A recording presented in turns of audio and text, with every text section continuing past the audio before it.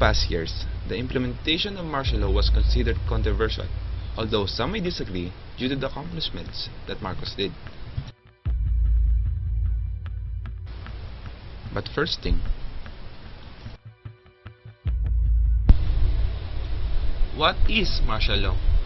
Martial law is the imposition of direct military control of normal civilian functions of government, especially in response to a temporary emergency such as an invasion or major disaster, or in an occupied territory.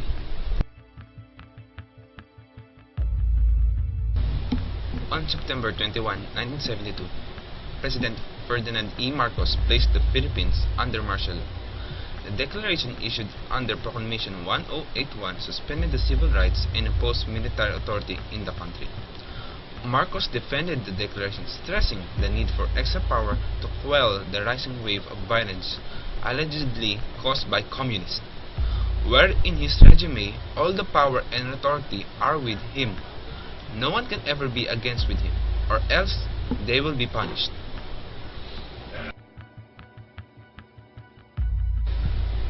As the martial law goes by, there are pros and cons that can be seen during martial law.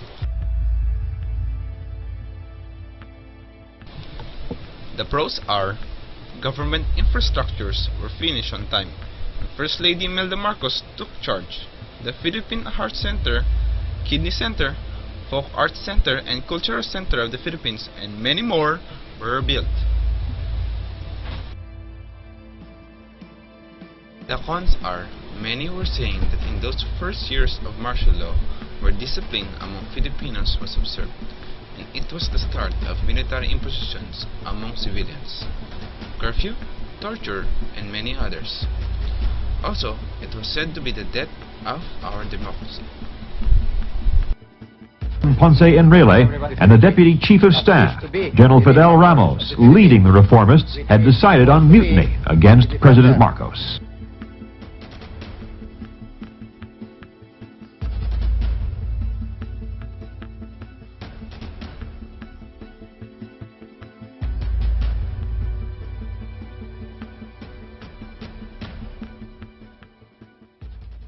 Philippines was praised worldwide in 1986, when a so-called bloodless revolution erupted, called EDSA People Powers Revolution.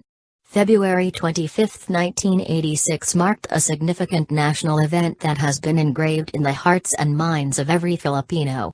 This part of Philippine history gives us a strong sense of pride, especially that other nations had attempted to emulate what we have shown the world of the true power of democracy. The true empowerment of democracy was exhibited in EDSA by its successful efforts to oust a tyrant by a demonstration without tolerance for violence and bloodshed. Prayers and rosaries strengthened by faith were the only weapons that the Filipinos used to recover their freedom from President Ferdinand Marcos's iron hands. The Epifanio de los Santos Avenue, EDSA, stretches 54 kilometers, where the peaceful demonstration was held on that fateful day. It was a day that gathered all Filipinos in unity with courage and faith to prevail democracy in the country. It was the power of the people, who assembled in EDSA, that restored the democratic Philippines, ending the oppressive Marcos regime.